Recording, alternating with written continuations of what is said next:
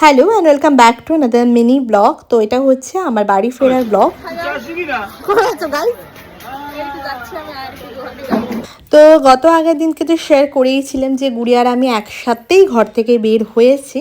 তো আপাতত এখন সবাই মিলে আমরা হাওড়া স্টেশনে পৌঁছেও গেছি। তো এবার দেখায় হাওড়া স্টেশনে গুড়িয়াকে সি অফ করতে এবং আমাকে সি অফ করতে কারা কারা এসেছিল।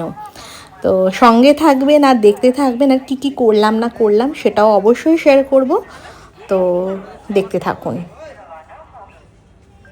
তো আপাতত গুড়িয়ার ট্রেন এখানে দিয়ে দিয়েছে আর এখানে দেখাই কে কে এসছে। বড় মামা এসছে, মামি এসছে, বড় মাসি এসছিল, তারপরে হচ্ছে বাবাই আমার ভাই এসছিল, ছোট মামা আর গুড়িয়া তো ছিলই, আর ছোট মামি ছিল হচ্ছে আমাদের সঙ্গে ভিডিও কলিংয়ে ছিল। আর এখানে চলছে গুড়িয়া যাওয়ার আগে প্রণাম পর্ব সেরে নিচ্ছে, সবার সঙ্গে বড়দের আশীর্বাদ নিয়ে আর কি যাচ্ছে। তো যাই হোক, দেখতে থাকুন আর সাথে থাকুন।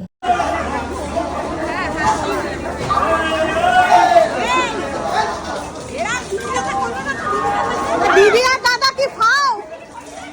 দিদি দাদা এত বড়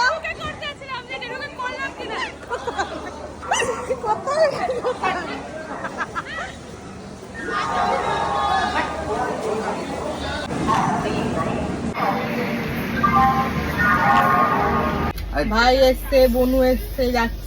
তো গুড়িয়াকে সি অফ করে দিয়ে আমার ট্রেন প্ল্যাটফর্মে চলে এসছে। বাবাই, বড় মামা, বাবা প্রত্যেকে সবাই মিলে আমার জিনিসপত্র অ্যারেঞ্জ করে দিয়ে এবার সবাইকে টাটা জানিয়ে আমার ডেস্টিনেশনে পৌঁছানোর পালা।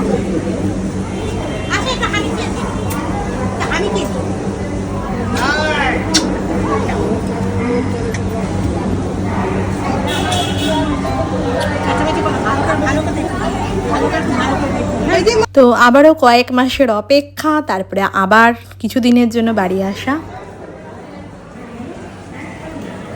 তো ট্রেন এখন নিজ গতিতে চলেছে নিজ ডেস্টিনেশনে। দেখো লিলুয়া যাচ্ছে, লিলুয়া চলে গেল, এবার বেলুড়া চলে।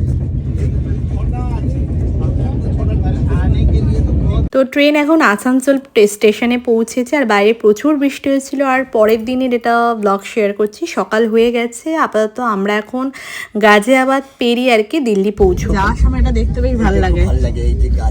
না না, যাওয়ার সময় দেখতে ভালো। তো ফাইনালি আমরা দিল্লি স্টেশনে নেমে এবার বাড়ির উদ্দেশ্যে রওনা দেবো। তো আজকের ব্লগটা আর বেশি বড় করলাম না, এখানেই এন্ড করলাম। যদি ভালো লেগে থাকে প্লিজ লাইক, শেয়ার, সাবস্ক্রাইব করতে ভুলবেন না। দেখা হচ্ছে নেক্সট ব্লগে।